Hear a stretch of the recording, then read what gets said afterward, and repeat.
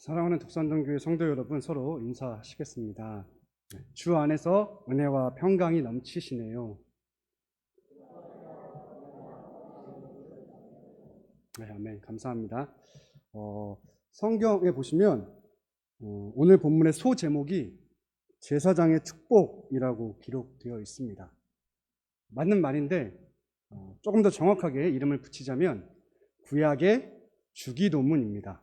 왜냐하면 신약 성경에 예수님께서 그러므로 너희는 이렇게 기도하라, 그것이 바로 주기도문 아니겠습니까? 근데 구약 성경에는 하나님께서 친히 예수님이 하신 말씀처럼 너희는 이렇게 기도하라, 이렇게 축복하라 하신 말씀이 이 말씀 외에는 다른 성경에는 없기 때문에 그렇습니다. 기도문은 담겨 있는데 이렇게 축복하라, 이렇게 기도하라는 요 본문 하나입니다. 그래서 23절 끝에 부분을 보시면 일단 너희는이 먼저 나오죠. 너희는 한 다음에 이렇게 축복하여 이르되, 이게 신약 성경에 예수님이 말씀하신 것처럼 그러므로 너희는 이렇게 기도하라, 같은 맥락인 거죠. 27절에도 그들은 이같이 내 이름으로 이스라엘 자손에게 축복할지니 내가 그들에게 복을 주리라, 이렇게 나와 있습니다. 그래서 구약의 주기도문입니다. 근데 특별히 축복기도예요. 축복기도. 우리가 이제 기독교 서점 같은 데 가보시면 뭐 자녀를 위한, 뭐 남편을 위한 뭐 대상도 있고 여러 가지 어떤 하면서 이제 축복기도문이 있지 않습니까? 근데 사실은 진짜 축복기도문은 여기 담겨 있는 것이죠.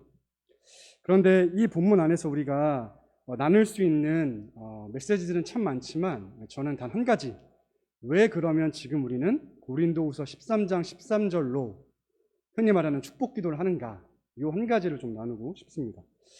일단 오늘은 좀 본문을 눈으로 좀 보시면서 따라와 주시면 감사하겠는데요. 그러니까 좀 분명히 할 게 있습니다. 일단 성경 전체로 한번 가볼게요. 성경 전체로 보자면 만복의 근원은 하나님이시죠. 또 복 주시길 원하시는 분은 하나님이세요. 근데 오늘 민수기 6장 22절에서 27절 요 본문 안에서만 좀 보겠습니다. 자, 누가 축복합니까? 여호와이십니까? 제사장이십니까? 제사장입니까? 여호와가 아니고 제사장이죠. 네, 축복은 제사장이 합니다. 22절에 여호와께서 모세에게 말씀하여 이르시되, 지금 여호와께서 모세, 중보자죠. 이스라엘 여호와와 이스라엘 자손 사이의 중보자 모세에게 말씀하신 거예요. 모세야, 이렇게 한 거죠. 23절에 아론과 그의 아들들에게 말하여 이르기를, 자, 아론과 그의 아들들에게 가서 말하라. 아론과 그의 아들들은 제사장 계열이죠. 제사장들에게 말하라. 너희는 이스라엘 자손을 위하여 이렇게 축복하여 이르되, 그러니까 지금 모세가 말하는 거예요. 하나님의 음성을 듣고, 아론과 그의 아들들아, 제사장 계열들아, 너희는 이제 이스라엘 자손들을 축복하는데, 제사장 너희들이 축복을 하는데 이렇게 축복해 하면서 24절부터 26절까지 그 내용을 가지고 축복해 라고 하는 거예요. 그래서 26절 마지막에 보면 원하노라에서 끝나는 게 아니라 할지니라 하라, 너희는 이렇게 축복해, 이렇게 기도해 라고 하고 27절에 도장을 찍는 거예요. 그들은, 제사장들은 이같이 내 이름으로, 여호와의 이름으로 이스라엘 자손에게 축복할지니, 그러니까 제사장이 여호와의 이름으로 이스라엘 백성들을 축복하는 거죠. 그러면 내가, 여호와가 그들에게, 이스라엘 자손에게 복을 주리라. 지금 하나님께서 복을 주시는데, 이스라엘 백성들에게 복을 주시는데, 아론 계열의 제사장들이 이렇게 기도하면 내가 이 기도에 반드시 응답해서 내가 복을 줄 건데, 그런데 축복은 제사장들이 하는 거야 라고 했어요. 다시 그러면 이제 24절부터 26절 말씀에 원하며 나오죠. 누가 원하는 거죠? 여호와께서 원하시는 겁니까? 제사장들이 원하는 겁니까? 여호와께서가 아니라 제사장들이 원하는 거예요. 그러니까 지금 보세요. 그림을 그려보세요. 여호와가 원한다 이게 아니고, 지금 제사장이, 우리가 마치 목사가 이렇게 축도할 때 하듯이 여호와는 원하셔 할 때 내가 원한다예요. 한번 다른 이제 번역 본문으로도 좀 보세요. 기도문이라는 거예요. 기도문. 내가 원해, 여호와께서 이렇게 해주시기를, 이스라엘 자손 너희들에게 이렇게 축복해 주시기를 내가 원해 하면서 축복했을 때에 하나님께서는, 여호와께서는 응답에 의해서 복을 주신다는 거예요. 그럼 이 얘기가 왜 나오냐? 사실은 이 성경 자체가 복이잖아요. 복. 그러니까 성경은 복음이고 복 얘기예요. 복 얘기. 그럼 창세기 1장부터 요한계시록 22장까지 다 복 얘기예요. 그런데 창세기 3장에 하나님은 원래 다 복을 주셨어요. 인간뿐만이 아니고 모든 피조세계에 복을 주셨는데 창세기 3장에 인간이 인류의 대표적 머리인 아담이 죄를 지음으로써 이 인간 모든 인류만이 아니고 이 피조세계 전체가 복을 잃어버렸어요. 근데 여기서 끝나는 게 아니라 저주가 임해서 저주에 다 빠지게 됐단 말이죠. 그럼 이제 여기서부터 복이 없어요. 모든 피조세계와 인간은 저주를 받았으니까요. 그래서 안식도 박탈당하고 에덴 동산에서 쫓겨났죠. 근데 하나님은 어떤 분이시죠? 복 주시길 원하세요. 그래서 제사장들에게 이렇게 너희들이 축복하라는 거예요. 그러면 내가 복을 주겠다는 거예요. 그래서 레위기 9장으로 한번 가볼까요? 레위기 8장에서 이제 제사장 그 체결식을 합니다. 그리고 이제 레위기 9장에서 처음으로 이제 제사를 드리죠. 예배를 드린단 말이죠. 레위기 9장 22절부터 24절 말씀인데요. 한번 제가 읽겠습니다. 아론이 백성을 향하여 손을 들어 축복함으로 속죄제와 번제와 호목제를 마치고 내려오니라. 모세와 아론이 회막에 들어갔다가 나와서 백성에게 축복하며 여호와의 영광이 온 백성에게 나타나며 불이 여호와 앞에서 나와 제단 위에 번제물과 기름을 사른지라. 온 백성이 이를 보고 소리지르며 엎드렸더라. 하나님의 영광 가운데서 이제 반응을 했다는 거고요. 중요한 거는 축복했다는 말이 두 번 나와요.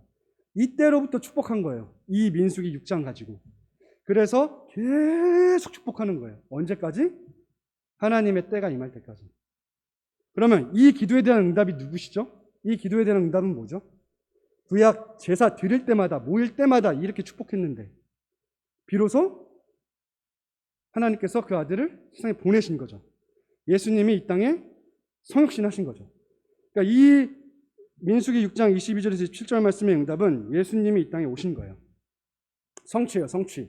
그래서요, 우리가 신약 시대의 교회는 이 본문과 고린도후서 13장 13절을 같이 축도하는 건 괜찮은데 요 본문만 가지고 축도하는 건 안 돼요. 왜냐하면 이거는 구약에서 그렇게 해주십시오라고 했고 이미 성취됐어요. 그러니까 예수님이 오셔서 성취하셨기 때문에 우리가 요 본문 하나만 가지고 축도하면 구약 시대가 되는 거예요. 구약 시대. 신약 시대는 요것도 하고 고린도후서도 하고 혹은 아니면 고린도후서만 하고 혹은 아니면 히브리서도 하고 유다서도 하고 요한계시록에도 있고 축복들이 많거든요. 그런 거 이제 가지고 하는 거예요. 그런데 이제 중요한 거는 이제 결국에는 다시 하나님께서 복을 주셔야 되는데 그래서 이렇게 기도하라고 하시고 그때 당시에 복을 주셨는데 이제는 예수님으로 인해서 진짜 주셨다는 거예요. 이 축복의 내용의 핵심은요, 얼굴이에요, 얼굴. 그리고 은혜와 평강이죠. 그래서요, 얼굴은 왜냐면 인간이 죄를 졌잖아요. 그래서 하나님의 영광에 이르지 못하고 하나님의 얼굴을 볼 수가 없습니다. 사람은 하나님의 영광 앞에 하나님의 얼굴을 보면 다 죽어요. 그래서 구약의 모든 선지자들, 모든 왕들, 모든 제사장들, 구약의 모든 믿음의 선진들은 하나님의 얼굴을 직접 본 적이 없어요. 모세조차도 하나님이 지나가셔서 뒷모습만 봤죠.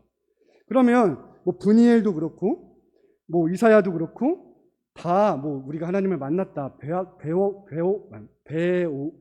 배엄나니, 뭐 배옴나니 뭐 이런 표현들을 쓰는데 그건 뭐냐면 주의 사자, 주의 천사를 봤다는 거예요. 그럼 하나님 만난 거예요, 그냥. 그리고 육화된 하나님을 만나면 사람의 모양으로 오신 하나님 만나면 안 죽는 거예요. 야곱 씨름한 것도 사람이 한 거잖아요. 천사가 한 거잖아요. 그러니까 안 죽었던 거지. 하나님 직접 보면 다 죽어요, 구약은.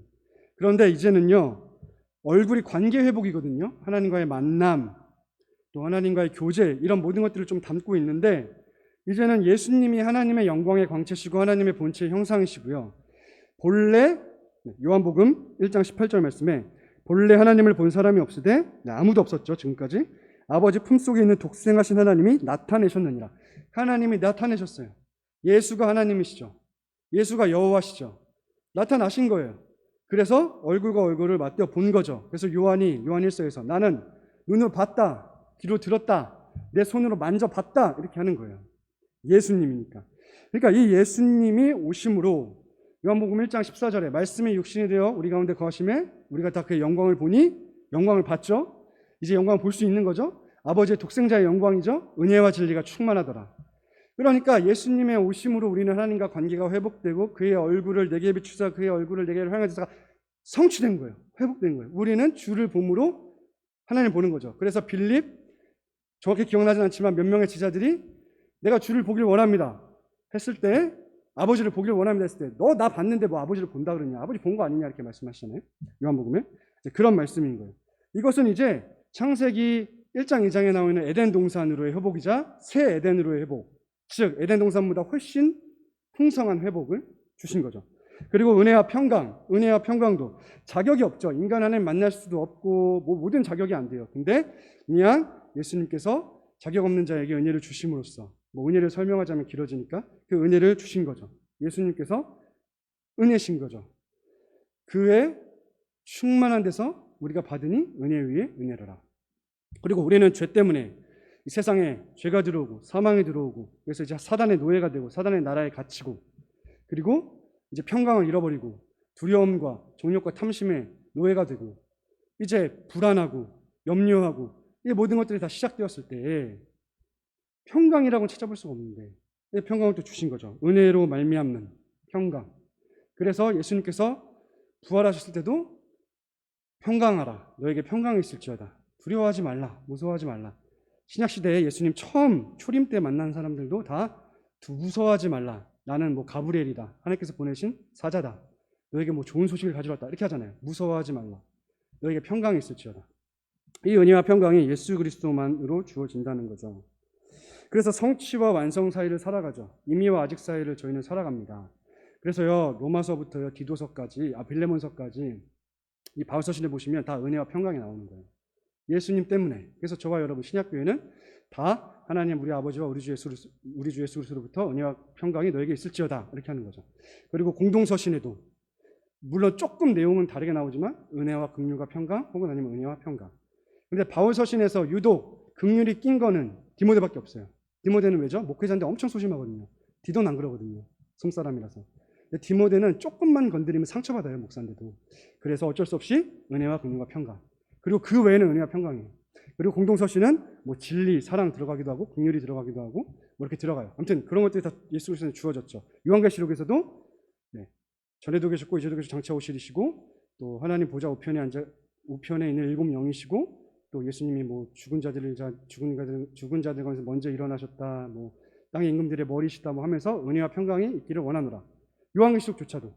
그러니까 지금 예수님 때문에 은혜와 평강이 다 주어졌기 때문에, 그렇기 때문에 우리는 서로 이렇게, 오늘 제가 주 안에서 은혜와 평강이 넘치시니라고 했잖아요. 우리가 이미 받고 있는 거니까, 누리고 있는 거니까. 그래서 우리는 기도도 하지만 계속 주세요, 지속적으로 주세요라고 기도도 하지만 사실은 이미 받은 거죠. 다 받은 거죠. 그래서 우리는 서로 축복할 수 있고, 가지고 있으니까 이제 흘려보내는 거죠. 또 선포할 수 있는 거죠. 은혜와 평강이 있으시네요, 흘러 넘치시네요 라고 할 수 있는 거예요. 우리는 개인적으로도 기도도 하지만. 그래서 결국엔 은혜와 평강이 다 이미 주어졌고 우리는 날마다 누리고 있어요. 그게 예수님 때문이라는 거예요. 그래서 예수님 때문에 이제 우리는 민수기 6장을 가지고만 이걸 단독적으로만 축복하는 게 아니고, 고린도후서 13장 13절, 그래서 이것이 성삼일체 하나님으로 인해서 우리 주 예수 그리스도의 은혜와 하나님의 사랑과 성령의 교통하심이 너희 우리와 함께 있을지어다라고 하는 거예요. 그러니까 제가 말씀드리고 싶은 거는 이제 결론인데요.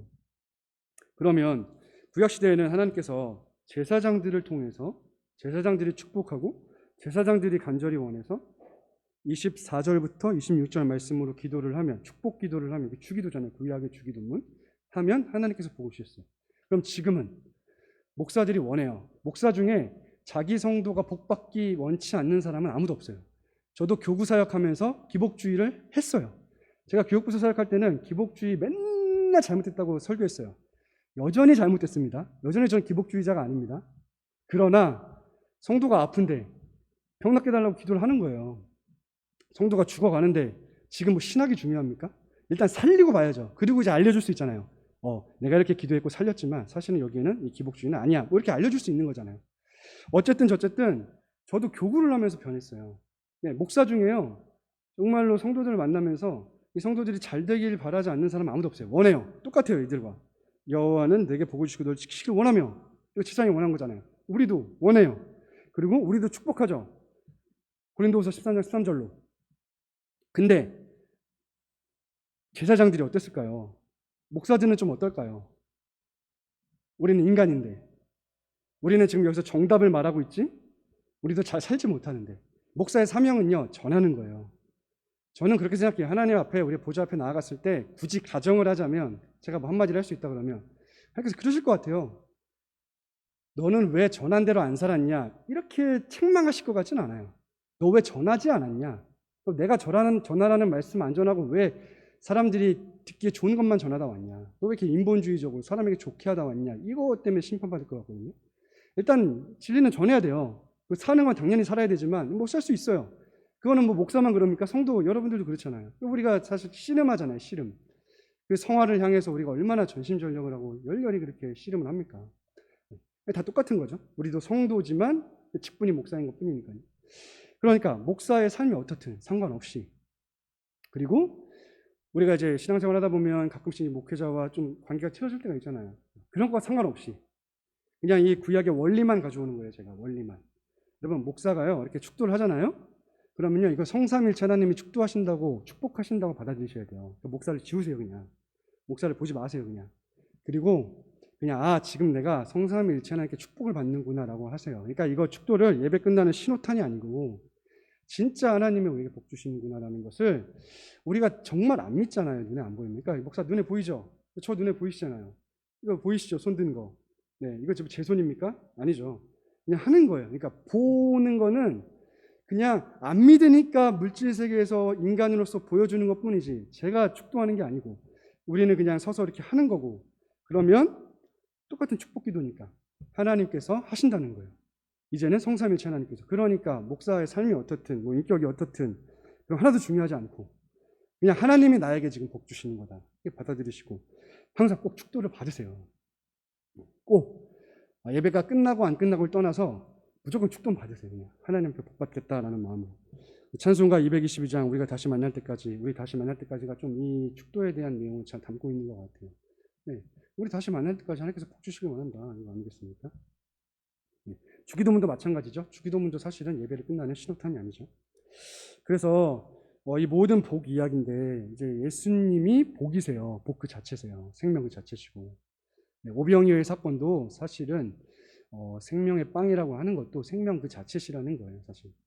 그러니까 예수님이 복이시죠. 예수님이 복음이시죠. 예수님이 얼굴을 비추셨고 드셨죠. 그리고 예수님이 은혜와 평강을 주셨죠. 그러니까 제가 말씀드리고 싶은 거는 이제 축도 한 가지 원리를, 그래서 축도를 잘 받으시라 했지만 결국 근원적으로 말씀드리고 끝나는 것은 결국 예수님 한 분만으로 만족하십시오. 예수님 한 분만으로 충분한 거예요. 우리가 어떤 복을 구할까? 복이 도대체 뭘까? 제가 왜 기복주의가 나쁘다고 말하고 악하다고 말하냐? 기복주의는 율법주의와 함께 가거든요. 세트예요. 율법주의와 기복주의는 뗄 수가 없어요. 율법주의자는 반드시 기복주의자고 기복주의자는 반드시 율법주의자예요. 근데 성경에서는 이만희가 위험하다고 말하지 않아요. 성경에서는 신천지가 위험하다고 말하지 않아요. 율법 폐기론과 율법주의가 성경에 기록될 만큼 위험하다고 말하는 거예요. 다른 복음을 전하는 저주를 받을 만큼. 그러면 율법주의, 복음주의와 기복주의가 연결되어 있다면 기복주의 당연히 하면 안 되죠. 그럼 우리가 복은 구해야 돼요. 기복이 나쁜 게 아니죠. 기복주의가 나쁜 거죠. 그럼 복은 구해요. 우리는 늘 복을 구하는 사람들이죠. 그러면 어떤 복을 구할 것인가? 네, 헛되고 썩어질 거 구하지 마시고 그냥 예수님만 구하세요. 예수님만 구하면 되는 거예요. 이미 그리스도 안에서 하늘에 속한 모든 신령한 복 다 주셨어요. 다 주셨어요. 기독교로, 개신교로 삽시다. 기복교로 사지 마시고. 네, 기도하시겠습니다. 할렐루야. 하나님 아버지 감사합니다. 주님, 성삼일체 하나님께서 복 주십니다. 이미 다 주셨고 이제 우리는 완성을 향해 소망하며 기다리고 기대하며 기도하며 나아갑니다. 또한 이제는 성도의 견인을 바라보고 그 칭의를 의지하여 그 성화, 정말 거룩한 교회, 정말 성도로서의 거룩한 삶을, 형제 사랑을 갈망하며 나아가고, 또 이제 우리는 예수 그리스도 안에서, 성령 안에서 그렇게 살 수 있기 때문에 또 살아갑니다. 우리가 기복주의에 빠지지 않게 하시고, 그러나 항상 복 주신 하나님 앞에 기복하게 하시고, 또 이미 다 받은 복을, 그 은혜들을, 평강들을, 의, 생명, 모든 것들을 믿음으로 전유할 수 있도록 도와주시옵소서. 예수님만이 복음인 것을, 예수님만이 한 분만으로 충분하다는 것이 말로의 고백만이 아니고 우리 삶 전체의 고백이 되게 하여 주시옵소서. 예수님의 이름으로 기도합니다. 아멘.